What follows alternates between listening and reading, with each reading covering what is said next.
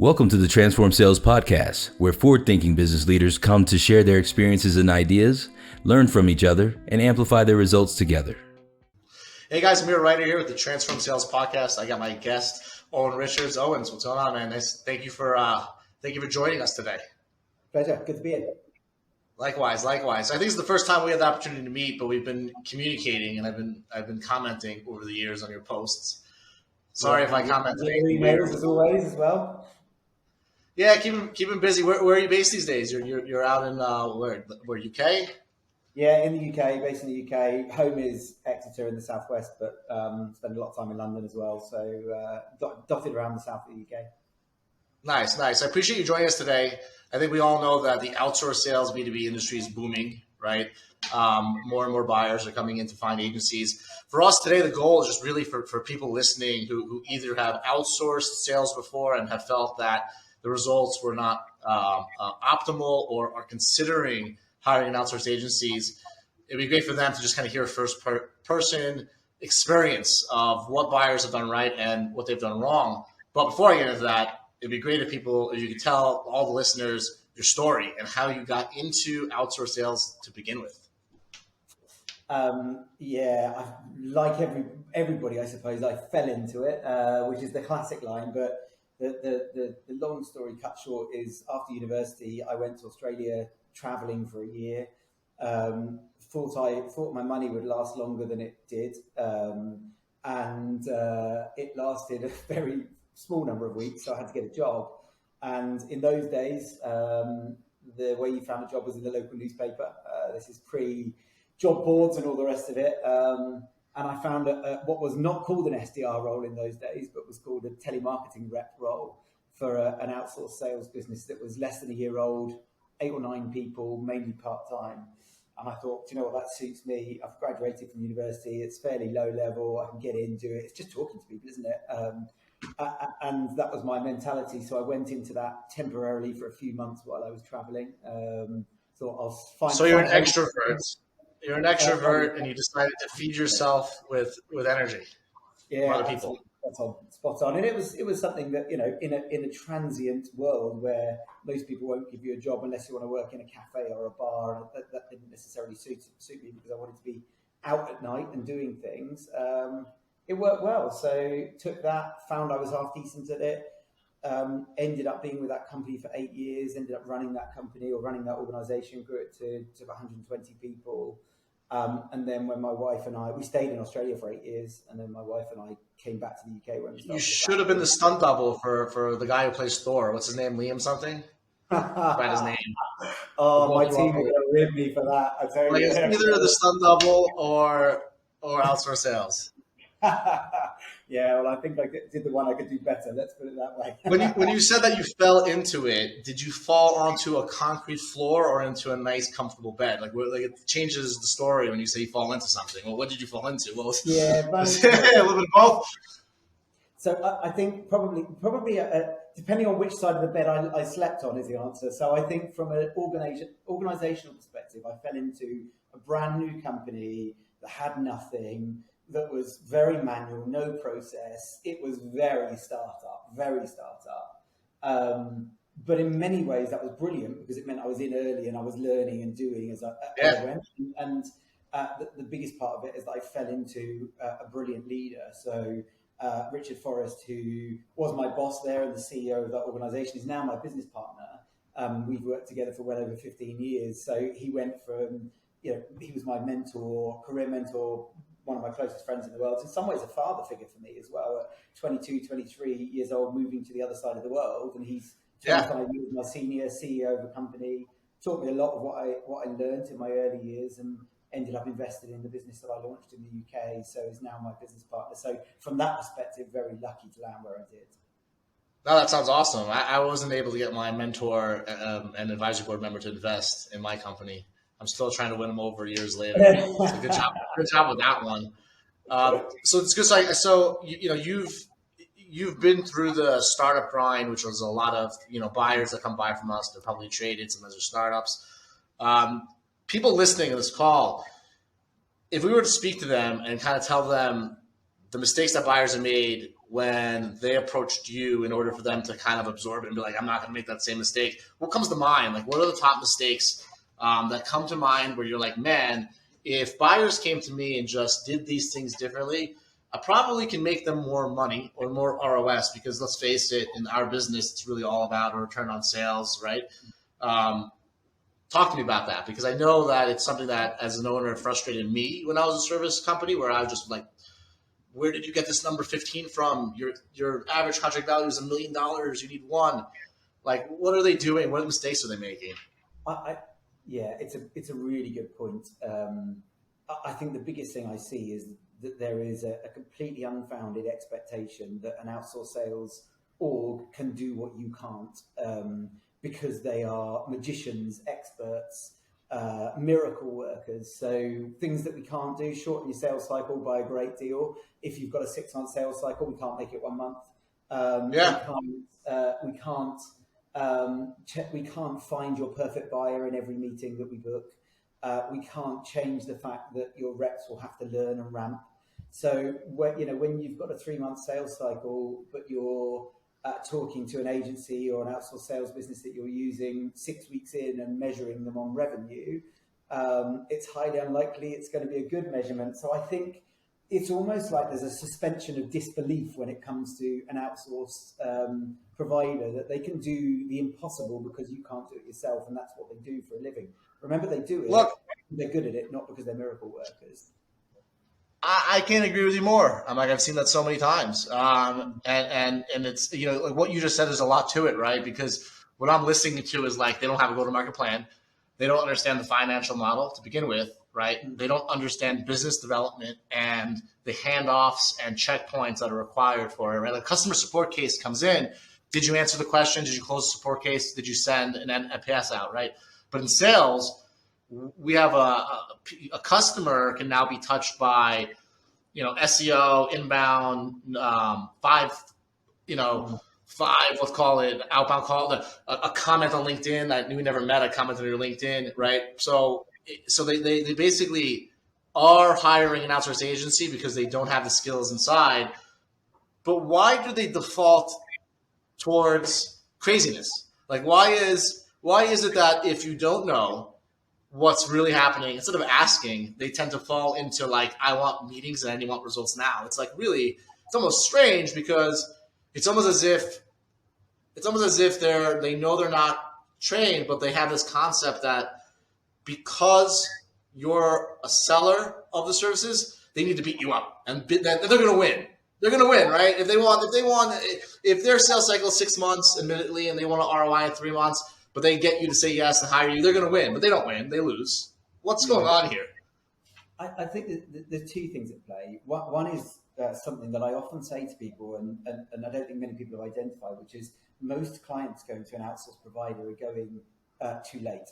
So they don't go strategically as a plan. They go because they've failed internally, probably more than once. They've got some desperation in there. They're running towards how many times do you hear a company coming in and saying, we need to outsource some of this because we haven't got the headcount and we need an in-year revenue number, or we need to drive £1 million of extra pipe by the end of the year. And you think, how long have you known this for? This isn't a strategic, forward-thinking plan. This is something you're doing because it's already too late. And therefore, there's a desperation in the tone and urgency, which, go back to what I said earlier, we can be quick, we can be prompt, we can do things well, but we can't change the physics of the world. And unfortunately, we're expected to. So I think that's... So like, just in general statements, and I agree with you, there's this general concept that everybody is an expert at sales until they're not. And then by the time they look for an outsourced agency, it's already because they have a problem. And then that problem pushes them to expect things now, which just is ultimately like, you're going to die, you might as well save your money, right? Yeah. That kind of thing. Yeah. I see it all the time. As an organization, that might be just die against this year's targets or whatever it might be. But I always give... the other mistake I see is that people are conditioned by their current environment. So a lot of that will be founder-led, early stage, sold through their network, inbound inquiries or whatever it might be. And then they treat outbound like it's inbound. So their expectation is that they'll go and sit in a meeting that an outsourced sales provider will book, and they'll just be ready to buy within 28 days, and they'll be keen to move things forwards. And you and I know it's a very different strategy to turning up to a meeting that's been booked by outbound and taking it through a sales cycle. I always preach about the fact that when our sales cycle for inbound is about 3.5 weeks, and it's fairly steadily around that as an average close one time frame. When we launched our outbound program, probably about 6 months, 12 months into the business, when we were mature enough that I wanted to actually hire somebody dedicated to being an SDR for us, it took a standing start 6 months to the day to close our first deal from that. Could we have closed something? Yeah, absolutely. We could have done, but we didn't. We could have given up so many times before that, and that's consistently a high-performing channel for us now. But it takes 6 to 12 months to get you there, and you've got to. I appreciate you saying that. That wasn't a question, but it's good you brought that up. What I noticed is that when CloudTask was a service company, which we're not, we're a marketplace, we did month-by-month opportunities in the beginning, and they churned. Then we did 6-month, 12-month contracts, and we had a really good reputation, and we had really good results. And now that we're a marketplace again, we are helping agencies and buyers, and we noticed that the buyers that don't do contracts churn faster than the ones that do agreements and are not happier, right? I've seen companies that had agreements locked in place that were released because they weren't happy. Nobody's really keeping them to it to the T if it's not, something that's their fault. So you think 6 to 12 months, and I'll agree with you, right? I'll agree with you on that. Do you think that 6 to 12 month has a lot to do also with the average contract value? Or is there anything that says like, hey, if your average contract value is above 35K, expect 6 to 12 months. If your product's 5,000, maybe SDRs don't even have an ROI on it, but you'll get faster results. Is that changed? That's it. You're spot on it. There's a number of things. Who's the persona you're trying to get hold of? Who you're trying to talk to? What's your sales value? What's your sales length? Is it contract seasonal stuff where they're in 2-3 year contracts? Is it more transactional, nice to have, over need to have? There's all that sort of context that you just don't know. And I think also the stage of the organization. So where we pick up a client who's got a mature outbound go-to-market strategy, they may be using us as headcount flex, being able to bring people in on top, a resource increase, testing something new. They understand it. So they've already done a lot of the learning for you. Whereas if you get somebody who's at seed, Series A, looking to launch outbound for the first time or tried it a few times internally and failed, we've got to do the trial and error bit for them. So naturally that's going to take much longer. And I think the reality is, if I unpack what you just said, are you also saying that buyers make the mistake of not understanding the difference between a market validation campaign and a campaign designed for an ROS or ROI? Is that what you're really saying? Yeah, that's what I'm hearing. I think, I am. I don't think people would ever acknowledge that they would invest for a market validation campaign. It's kind of crazy that they won't, because they're out of control nuts, and they're like literally, I think it's part of this like on-demand culture where it's like, if I'm paying, I want it now, right? And all of a sudden, all the logic doesn't make sense because they're paying, and it's weird because it's almost as if they have this tendency to feel proud about their ability to hire you fast and fire you fast and blame it on you. Really weird. But let's make it real clear to anybody listening. If you haven't gone to market yet and you haven't tested your messaging and the reasons why people will meet with you to your ICPs, predicting an ROI is silly because it's not step one. It's step two, right? Now, can you plan a market validation campaign and potentially get an ROI? Sure you can. Especially if the steps are done right, and especially if market validation is positive, right? But if you think you're shooting for an ROI on a 9-month sales cycle in 6 months without market validation, you will fire any agency and blame it on them. Yeah, you will. Yeah, right. Yeah. So we have a responsibility to communicate that. So I can't tell you how often I see content from people in our sector, both good and bad, preaching about how amazing their results are, how the return on what they do is X, and they book X number of meetings a week and all this kind of stuff. So we're selling our services based on the dream rather than the reality. And 100%.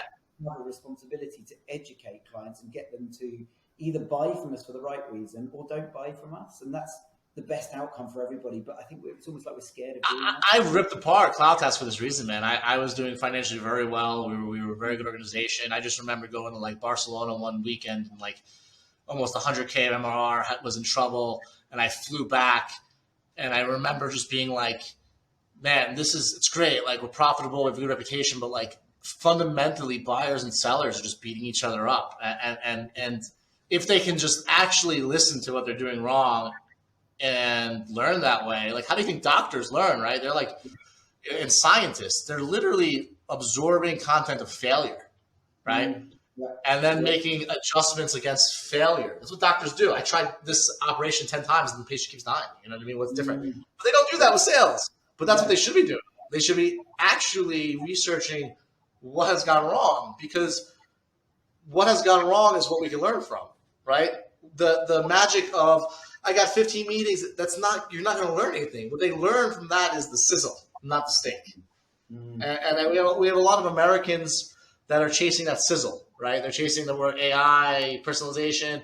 They're not chasing did we connect with 1,000 of our target accounts, connect with them at a 20% connect rate, have a 5% meeting rate, and convert 20%. Like, there's math behind this. And like Winning by Design, Hako does an amazing job of breaking down the math, but nobody reads it because it's too accurate and it's too scientific. They want the fluff. So what do we do to help people in that situation? Like, how do you help a buyer with these things? Because if you tell them the truth, they can just go to a science or someone else who tells them whatever they want to hear. Yeah, and I think probably they need to do that, is the honest answer. They need to do that because that's the way that they need to lose money. Yeah, well, that's what people are doing anyway, right? If you go and use an agency and your expectation is a return on that investment and you get market insight at best, then you effectively can put that down as money lost if you're not using that market insight and trying to leverage it. So I think, ultimately you've got to sleep at night, haven't you? So as a founder of an organization where clients are coming and spending money with us, I accept that we're not always going to be able to achieve what our client wants us to achieve. And that might be down to our performance on the day because it's a people business and that's life, or it might be down to the strategy that's agreed or the restrictions that are there or the market conditions, or it might be down to the fact that what the client wants us to achieve is completely unrealistic. Or the offer doesn't have value, right? Yeah, maybe the offer doesn't have value. Yeah, and we look at like software development companies. They call me all the time, right? And they never listen to me. And it's like the black hole, right? Software development companies, they go to market like this. Hey, Owen, we got 20 PHP developers in India and like 7 JavaScript, blah, blah, blah, blah, blah, right? Like, I get all these messages. And I say to myself, I'm like, man, if the software development companies actually gave an offer of, we're going to make you a product requirement document worth $10,000. This document is needed before any project ever comes. Can I earn 30 minutes of your time where I'll give you this product requirement document roadmap, make it for you? And hopefully, if you want to work with us on a project, great. If not, they would get so much more meetings, so much business, but they can't do it. You know why? Because they can't listen. And they don't read books. Like the $100 million offer from Alex Hormozy. But like people really, in my opinion, separate. They forget to understand that we live in a world where like if you're in a category of like sales intelligence, right? And you're competing with Gong, Chorus, Exec Vision, competing with like 30 companies, right? How is your offer any different than theirs? Why is someone going to meet with them over you? And they're really spending no money in creativity. And they're not actually, because for me, a market validation also means like, hey, am I targeting the right people? But like, do they actually like what I'm saying? Are they actually taking meetings? Because oftentimes people will buy because of one feature and they'll grow because of the others, right? And people don't focus on the concept. There's not enough teaching that why people meet with you is oftentimes different than why people buy from you, right? And I think it's hurting buyers. I'm like, what do you think about that? Like, have you ever kind of mulled that idea over? I think you're spot on with that last line there around why people meet with you and why they buy from you is very different for starters. I think it's here's the point, right? People aren't analyzing their sales process full stop. They're not thinking about what they're doing. They're making knee-jerk responses based on what's happened in the last month or quarter, buying too late from agencies like us. And making uneducated decisions because they're not prepared to listen or because agencies aren't talking about it. And it is a very difficult landscape because as a service provider, you want to grow, you want to win clients, you want to have the chance to prove yourself, don't you? But that's very difficult when you've got clients that just, I don't want to say just don't get it because I don't think that's fair. I think we have to help them to get it. But Listening. Which you are right now, by the way. That's why I got you on this call, to extract it and give it to people's ears. But yeah. And I think, you go back to your example, Gong and the rest of it. The beauty of most of our clients that work in finance, tech, SaaS, whatever it might be, they've got a product where when you press the buttons, it works. It does what it's meant to do all the time. They've got 99.99% uptime. It's fairly predictable. Yeah, things go wrong, but it's few and far between. If you change the amount of money they spend on their product and turn that into a people resource, trust me, there'll be a hell of a lot of things that go wrong, and then they quickly understand why it's so challenging. So no agency puts reps on a campaign and thinks, I really want them to fail. Don't get any meetings on this one. Or when you do, make sure they don't turn up. Make sure they're bad ones. People generally are good people working hard to be the best that they can be, but they've got to deliver that service within a certain budget, with a certain margin, so on and so forth. And they're trying to do that with people who are typically early, mid-stage career at best, typically in their 20s, maybe in their 30s. And at that ranges, I'm being generalistic. But, with that comes all sorts of HR issues, all sorts of inconsistency, a lack of career maturity and commercial acumen, which I work through those things. But the key thing is it will be no different if you did this internally. And what we need to do between supplier and buyer is align what reality is, not what myth is. And myth is... I love reality. I live in reality. Because people hate me. You either get there together, collaboratively, or you get there through spending money and losing money, which just doesn't... Well, one of the things that you said that resonates with me is that it's going to happen internally and externally, but the way they're treated is very different. And I think it comes down to, I wrote an article about the adversarial approach of buyers and sellers, right? I think if you're hiring 5 SDRs and you bring them internally, they're treated so differently because of this concept that they're internal, even though that they can quit or get fired at the same time, right? But then the agency is treated with craziness because it's so easy to be like, I hired this agency, they promised me this, I'm going to fire them. But then John comes in like, oh, John just needs some time, he had a bad day, we need to train him more, we need to coach him more. Do you think it has a lot to do with people, like why do people why is $10,000 spent to an employee different than $10,000 spent to a vendor? Like, where's the fundamental difference? I think there's two things. One is it looks different on a P&L. So if you put an SDR salary in an organization that's spending $100,000 a month on salary, suddenly it's $102,000 or 100 whatever it works out to, depending on which currency you're in. It's just absorbed. You don't see it. You don't see the on costs that come with that, the national insurance or the tax on top of that, payroll tax. We have no idea. So all those things, you don't even see it. So nobody ever throws eyes on it. Whereas if you go and put that 2, 5, 10 grand a month on a P&L on a separate line in isolation, it's probably one of, if not the biggest external supplier cost there is. So it gets more scrutiny. That's interesting because I almost want to write a blog article now, right? Why leaders should put their SDR in an expense bucket, because you know what, you have an average employment of a year, 0.2 months. Why are you even bothering putting it on top of the line? And that's a good way. You can't see it, right? You can't see it. I've had people. Go ahead.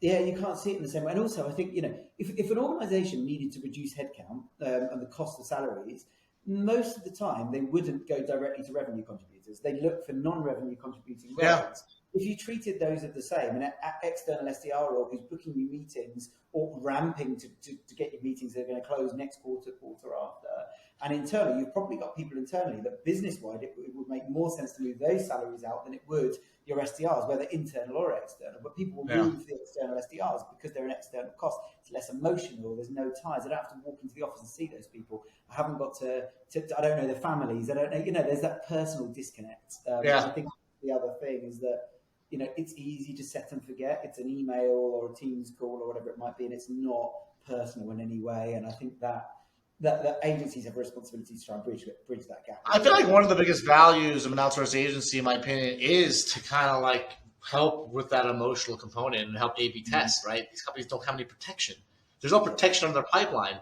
They love their 5 SDRs, and then their 5 SDRs get a call from San Francisco for Salesforce, a bunch of stock options. They go, peace out. And then what are they going to, you're a full-time employee. Why are you leaving, right? I feel like protect yourself, because if you have an agency and you have an SDR team, you can start doing math and dividing the cost per meeting. And don't fire them because they're higher, because they're going to oscillate, right? Like it's one team, you're one company, but the price will change. But you have no protection if your SDR team's gone. You have no protection if the SDR team with an outsourced company doesn't perform and you don't return. Like I think I live in a world where a company should measure its forecast, follow its business plan, right, and be emotionless. And I feel like almost hiring an SDR company is a good way of training yourself to be a little emotionless, because I think people need that. They don't want to hear it, right? But I think they need it. I think their P&Ls will benefit from it. Yeah, and it's amazing how many clients will still manage us as an agency week to week. Didn't get enough meetings this week. You're thinking, Jesus, like if you manage your own business internally in that reactive estate. Because they know it'll quit. They know their employees would quit and find a job in 2 seconds. Correct. Absolutely. That's what they know, which is funny. I'm like, look, I was below forecast for a company called NetSuite, and by the time I was getting a PIP, I had an offer from Oracle for 3 times as much. So like, it's a weird world we're living where like mediocrity and crap is being rewarded to the individual level, which is strange. I don't think it'll happen that much longer.